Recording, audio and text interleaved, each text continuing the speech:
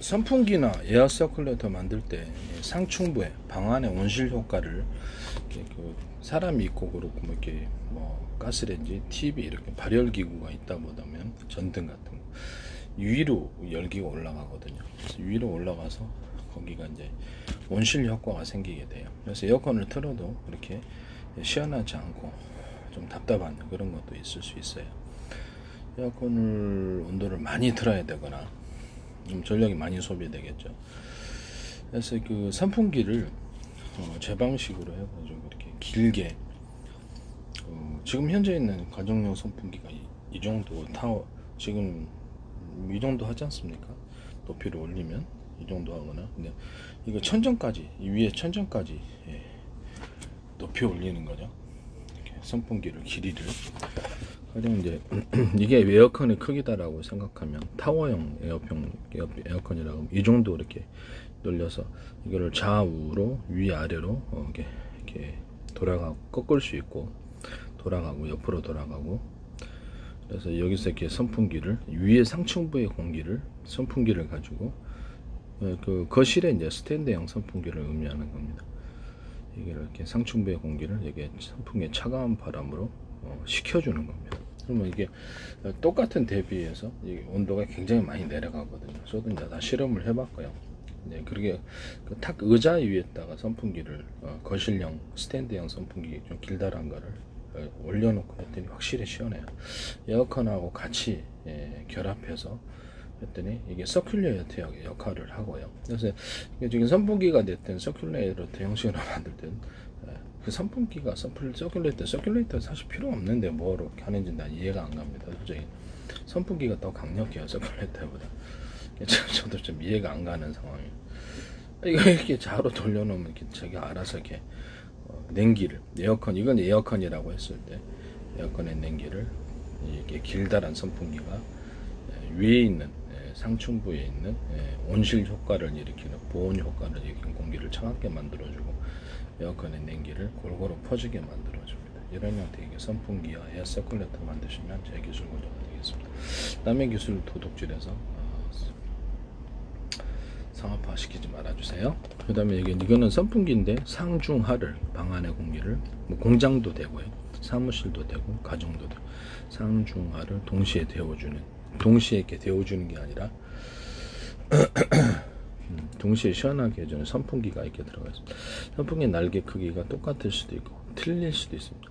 틀린 경우는 서로 이렇게 선풍기가 서로 다른 진폭을 틀리다 해서 선풍기 날개 작다 해서 그 속도가 낮은 것은 아닙니다. 선풍기가 각각의 선풍기 사이즈 날개 크기가 틀림으로 인해서 각각의 다른 진폭을 만들어냅니다. 바람의 진폭을. 그것이 서로 그 이론을 따라서 모든 만물은 서로 평균하고자 하는 원리를 갖고 있다라서 서로 강하게 섞이는 현상이 일어나게 됩니다. 풍랑이 일어난다는 거죠. 풍랑이 일어나게 됩니다. 바람의 에어 서큘레이터 역할을 한다는 거죠. 그러면 굉장히 시원해진다는 거죠. 그래서 이런 형태의 선풍기 만드시면 제 기술은 상중하 에어컨식으로 이렇게 길다랗게 방의 상층부까지 올라가도록 조립식으로 하셔도 되고요. 그래서 온오프 기능을 통해서 한 개는 꺼놓고 이렇게 두 양상하 이렇게 할 수도 있게 만들어 놓고요. 여기만 틀어주거나 선풍기가 세 대가 저기 안에 들어가 있는 거죠. 타워 형식으로 에어컨 식으로 만들어 가지고 여기서 틀어준다는 거면 당연히 좌우로 왔다 갔다 해줘야 되죠. 위아래로 꺾을 수도 있어야 되고요, 일반 선풍기처럼. 그런 식으로 이제 선풍기 만드시면 좀 2개짜리도 있고요. 이거 선풍기 만드시면 제 기술 구조가 되겠습니다. 이거가 이제 그 컴퓨터 같은 쿨링 시스템에 컴퓨터 CPU를 시켜주거나 반도체는 어떤 저장 장치 이렇게 시켜줄 때 쿨링 팬이 있잖아요. 쿨링 팬을 위에다가 넣어가지고 윗부분에 어떤 쿨링 팬을 윗부분에다가 놔가지고 온실 효과를 컴퓨터 안에 이렇게 데스크탑에다가 박스형으로 되어 있어서 위에 공기가 그렇죠. 위에 공기가 뜨거워지죠. 열은 위로 올라가니까. 그래서 쿨링 시스템을 쿨링 팬을 CPU를 바로 앞에다가도 둬도 좋지만은 그 위에 부분이나 또는 그 선풍기로 집안의 선풍기로 해서는 컴퓨터 안에 윗부분 맨 밑부분에다가 쿨링 시스템을 쿨링팬을 놔두면은 여기 전체 공기가 차가워지는 현상. 이제 그런 식으로 냉각 시스템 만드시면 제 기술 구조가 되겠습니다. 현재 있는 쿨링팬보다 위에다가 놓는다는 거죠. 아래에도 당연히 놓고 위에다가 놓고 이렇게 하고 그런 구조를 가질 수 있습니다. 그것은 이제 제 기술 구조에 해당하게 되겠습니다. 또는 거기다가 이제 이렇게 그 히트 파이프 원리를 따라서 금속판하고 이렇게 냉각 물질이 뭐가 됐든 간에 물이 들어갈 수도 있습니다만은 두 가지가 같이 결합돼 가지고 판의 형태로 만들어서 아이스박스처럼 해가지고 둘러싸 주는 거죠. 그러면 거기 온도가 상대적으로 낮아지겠죠. 이거는 냉장고에도 이제 들어갈 수 있고요, 정수기에도 들어갈 수 있고, 정수기에 물 차갑게 만드는데 이렇게 들어갈 수 있는, 냉장고에도 겉에 이제 이렇게 위에 냉동실이나 냉장실, 이것을 히트파이프 원리를 따라서 금속판 플러스 냉각 물질을 판이 두 개가 결합된, 냉각 물질이 물이 됐든 뭐 또 다른 것이 됐든 두 개가 결합된 것을 아이스박스처럼 사방으로 만들어주면 그 안에서 굉장히 시원해지겠죠. 그 다음에 뭐 컴퓨터 MLCC 같은 것도 이렇게 사각 금속판 플러스 냉각 물질을 결합한 판을 이렇게 둘러싸 주면 발열이 상대적으로 해결이 됩니다. 또는 그것을 이렇게 그 안에다가도 또 다른 형태를 다양한 형태로 가공할 수 있어요. 뭐 다양한 형태로 MLCC를 둘러싸서 작게 미니로 만들어줘. 휴대폰 같은데 휴대폰 미니로 만들어 갖고 들어갈 수도 있죠. 뭐 그런 식으로 해서 금속판하고 이제 이렇게 냉각 물질이 다양한 형태로 가공이 된다는 거예요. 원래 히트 파이프는 이렇게 동그란 파이프 형태인데 이것을 사각판이나 다양한 형태로 가공한 형태의 금속판 플러스 냉각 물질을 결합한 형태로 만드는 구조는 제 기술 구조입니다. 이해가 가시죠? 그거를 이제 따라하셔서 상업화시키면 남의 기술 도둑질해서 상업화시키는 겁니다. 그 형태가 뭐가 되든 아무렇게나 뭐 별 모양으로 만들 수도 있고 세모 모양, 네모 모양, 뭐 다양하게 길쭉한 모양, 정삼각형, 직사각형 이렇게 다양하게 만들 수 있다는 거죠. 그런 것이 같이 들어가면 제 기술 구조가 되겠습니다. 그 다음에 냉장고 같은 데 쿨링팬이 있잖아요. 쿨링팬이 있으면은 냉장고의 상중하, 냉장실, 냉장고가 되겠습니다. 이 두 가지를 같이 돌려가지고 전체적으로 시원하게 만드는 그런 구조. 그러니까 냉장고 만드시거나 또는 정수기도 온도를 낮게 해주거나 이런 거 만드시면 제 기술 구조가 되겠습니다. 또는 그것을 에어컨 안에 이렇게 작은 쿨링팬을 둬가지고 들어오는 공기를 상중하를 좀 더 추가로 시켜줄 수 있을까요? 있습니다. 그 다음에 에어컨에 뭐 어떤 냉각핀이 있잖아요. 냉각핀 것을 이렇게 금속과 냉각 물질을 결합시키는 히트파이프 원리를 따라서 아이스박스처럼 해가지고 위를 냉각핀을 이렇게 둘러싸주면 추가적으로 온도가 낮아지겠죠. 뭐 다른 데다가 이런 것을 원리를 적용하셔가지고 에어컨에도 설치하셔도 제 기술 구조가 되겠습니다. 냉장고에 어떤 뭐라 그럴까? 냉장고에 뭐라 그럴까? 갑자기 생각이 안 나는데 찾아보겠습니다.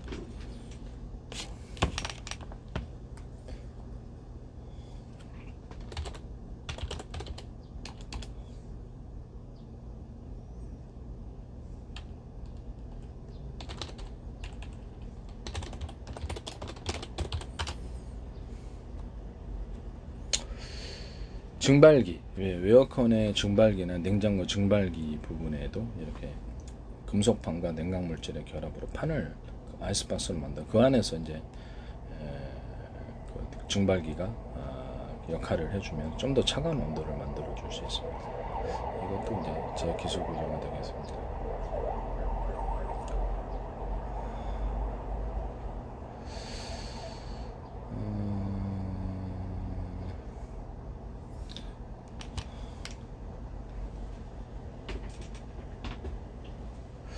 송풍기 팬이 이제 그 냉각핀 안쪽에서 송풍기 팬이 이제 가동되면 찬바람이 나오는데, 이거를 냉각핀을 이렇게 상중하나 또 상하의 개념으로 해서 송풍기를 만들어 가지고 이렇게 쏘는 이런 에어컨 방식, 또는 그것도 제 기술 구조에 해당한다는 걸 말씀을 드립니다. 차가운 냉기를 보다 빠르게 전파를 한다는 거죠. 그 다음에 모든 자동차나 뭐 비행기 또는 드론 또는 어떤 산업기계, 모든 형태의 방산기기, 방산업체 기계에 열을 식혀주는 이런 방식에 있어서 쿨링팬을 동원을 했다. 그럼 상중하를 또는 상하를 동시에 식혀주는 이런 구조, 또는 여러 군데서 바람을 끌어들여서 강하게 압축 방식으로 해가지고 시원하게 열기를 식혀주고, 그것을 여러 군데로 들어올 때도 공기가 여러 군데 들어오고, 그것을 공기를 환풍기 방식으로 해서 공기를 빨아가지고 뒤로 다른 데로 내보낼 때도 여러 군데로 내보내면 훨씬 더 이렇게 빨리 열기가 사라지죠. 이런 형태의 이렇게 냉각 방식을 사용하시면 제 기술 구조가 되겠습니다. 이것도 이제 그 어떤 뭘 발열 구조를 시키고자 하는 구조에 있어서 제 원리를 따라서 그것도 자동차다 또는 어떤 A사레이다다. 그러면 그게 그 제품의 내부 안이 있지 않았습니까? 제품 안에 윗부분, 그래서 열기가 이렇게 발생하고, 그러면 열기는 위로 올라가니까 윗부분에 딱 쿨링 시스템을 쿨링팬을 가동해서 거기서 열기를 빼가지고 외부로 내보내는 구조. 그러면 거기 또는 열을 위의 공기를 차갑게 해주는 저 원리를 따라서 온실 효과, 열이 이제 위로 올라가는 온실 효과를 해결하기 위해서 쿨링팬을 가동해서 온도를 식혀주는 그런 구조는 제 기술 구조에 해당합니다. 컴퓨터도 그렇고 모든 발열에 있어서 상중하를 동시에 해주거나 상하를 동시에 식혀주는 이런 어떤 제품이나 방안에 또는 컴퓨터다, A사례, 다른 모든 형태의 제품, 산업적인 제품이나 군사적인 제품 이런 안에 냉각을 시켜주는 데서 온실 효과를 없애주고 상층부의 공기를 차갑게 해서 거기다 이제 쿨링팬을 두는 거죠. 그런 원리를 담고 계시면 제 기술을 도둑질해서 상업화 하시는 것이 되겠습니다. 그렇죠. 남의 기술을 기껏 개발하면 꼭 다른 데서 자기네들이 쓰는데 제가 그걸 많이 보고 있거든요. YTN에서 나온 여러 이렇게 업체에서 제 기술이, 저는 제가 개발했으니까 금방 알아보거든요. 대기 업체에서 나오고 방산기 업체에서도 나오고, 페이스북, 유튜브를 운영하고 있는데 참 안타깝습니다. 개인적으로는 소용하지 않고 나중에 저한테 사신 분들이 하실 거라고 생각합니다. 그 다음에 히터기 같은 것도 이렇게 방 안에 히터기 그냥 전기로 히터하는 이런 방법이 되죠. 전기도 되고 석유난로라든지 이런 발열 구조가 뭐가 됐더니 이런 난로들을 사용했을 때, 또는 화목난로 같은 것도 방에 발열을 통해서 이렇게 방안을 덮여주는 이런 구조도 상중하를 동시에 데워주는 이런 구조를 가지시면 제 기술을 가지고, 또는 상하를 동시에 데워서 아래 공기와 윗 공기를 동시에 뜨겁게 만들어서 빠르게 온도를 높여주는 그런 방식의 히터기를 만드시면, 라디에이터도 마찬가지고, 라디에이터도 이렇게 2층으로 되거나 3층으로 되거나 이런 식으로 만들어준다는 거죠. 라디에이터도 그렇고, 원리는 이제 히터기 그 형태가 뭐가 됐든 그렇게 하시는 것도 제 기술 구조에 해당합니다. 뭐 송풍 방식으로 해가지고 하든 뭐 그냥 하든 간에 전부 다 가령 뭐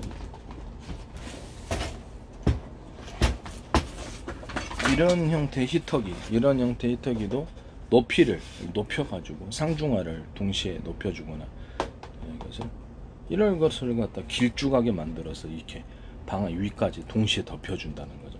이런 형태의 히터기 만드시면, 그럼 조금만 꺼도 되니까 이런 형태의 히터기도 그렇습니다.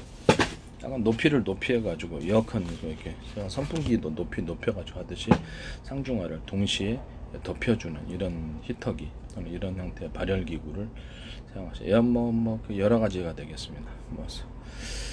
발열로 이렇게 방안을 덮여주는 히터 방식 모든 것이 다 되겠습니다. 그것도 이제 제 기술 구조가 되겠다라는 것을 말씀을 드립니다. 에어컨이나 아니면 그 방안 에어컨의 경우 보면 히터기로 그냥 송풍 히터로 해가지고 히터기로 동시에 사용하시는 경우 있죠. 그것도 이제 히트펌프도 마찬가지고, 히트펌프도 그렇고 어떤 것도 상중하를 동시에 데워주는 이런 원리 구조, 또는 상하를 동시에 데워줘서 원리 구조를 가지시면 제 기술 구조가 되겠습니다. 남의 기술 도둑질해서 상업화 시키지 말아 주십시오. 그 다음에 제가 아파트, 순살 아파트라고 불리는 철근 뼈대를 없애버리고 들어가지 않고 순살 아파트 만드는 것에 대해서 말씀을 드렸죠. 그래서 벽체다 그러면 이런 식으로 대나무 매듭 구조처럼 골격을 보강해주는, 외부 결국 골격을, 환자 이렇게 부러졌을 때 다리 부러지거나 하면 골격을 보강해주듯이 이렇게 골격을, 외부 골격을 이렇게 대나무 매듭 구조처럼 두터운 부분들을 정방향으로 만들어서 격자 구조로 만들어서 합니다. 그것은 회사에서 알아서 하입니다. 천장에 붙어 있는 부분들 두껍게 철근과 콘크리트로, 이쪽도 철근만으로 하셔도 제 기술 구조, 금속체로 하셔도, 금속으로 하시든 콘크리트와 금속의 철근 결합해서 하시든가 제 기술 구조에 해당합니다. 이렇게 격자무늬로 해서 두터운 부분들은 이쪽을 몇 군데 만들어주고 벽을 보강해 줍니다. 이거는 천장에다 받치고 있는 부분인데, 이것도 세로로 이런 식으로 똑같이 뼈대를 외부 골격을 만들어 주는 겁니다. 가로로 이렇게 대나무 매듭 구조처럼 가로로도 보강해 줍니다. 맨 밑에 보강해 주고 위에도 보강해 주고 해서 외부 골격을 보강해서 큰 구조적인 어떤 변화 없이 순살 아파트를 뼈대 있는 아파트로 만들 수 있는 그런 구조가 되겠습니다. 건물에 뭐 지하층에서 보통 받치니까 지하층이 미칠 문제, 지하층이 이번에도 무너졌었죠. GS 만든, 그러니까 지하층에서 건물을 이제 받치다 보니까 지하층이 제일 중요한 것 같아요. 거기다가 그 가운데를 중심으로 해가지고 건물에 정사각형으로 해서 이렇게 주차 구역을 몇 군데 포기하더라도 그래서 아파트 값이 떨어지는 것보다 나니까 기둥을 좀 보강하셔서 이렇게 만드시면 되겠습니다. 천정형, 천정도 그렇죠. 이게 이제 벽체인데 이거는 천정으로 보면 이제 이렇게 되겠죠. 천정 위에 천정이 있으니까 지하층에서 받치고 있는 천정도 이렇게 격자 무늬로 해서 철근 금속체나 아니면 콘크리트를 이렇게 보강을 해가지고 지하층에서도 이렇게 보강을 해서 이렇게 딱 그걸 해 놓을 수 있습니다. 방법은 여러 가지니까 그것도 이제 그렇게 하셔도 된다는 것을 말씀드립니다. 남의 기술 구조 도둑질해서 상업화 시키지 말아주시기를 바랍니다.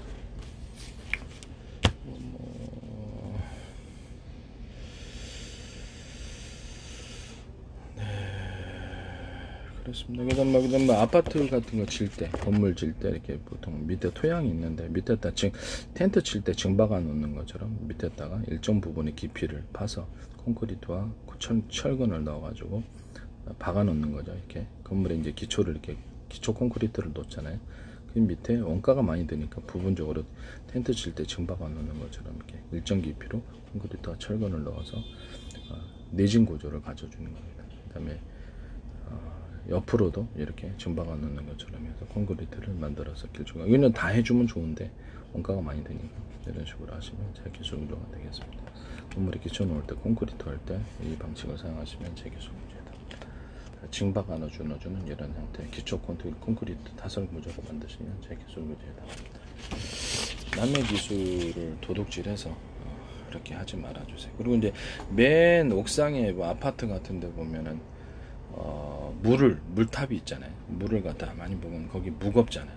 그럼 그쪽 부분에도 특별하게 그쪽 부분에 이렇게 냉각탑을 받치고 있는 그쪽 부분도 특별하게 기둥을 몇 군데 더 많이 그 바로 밑에 층에 기둥을 좀 더 놔줘야 됩니다. 그리고 이제 그거를 튼튼하게 전체 이렇게 만들어줘야 됩니다.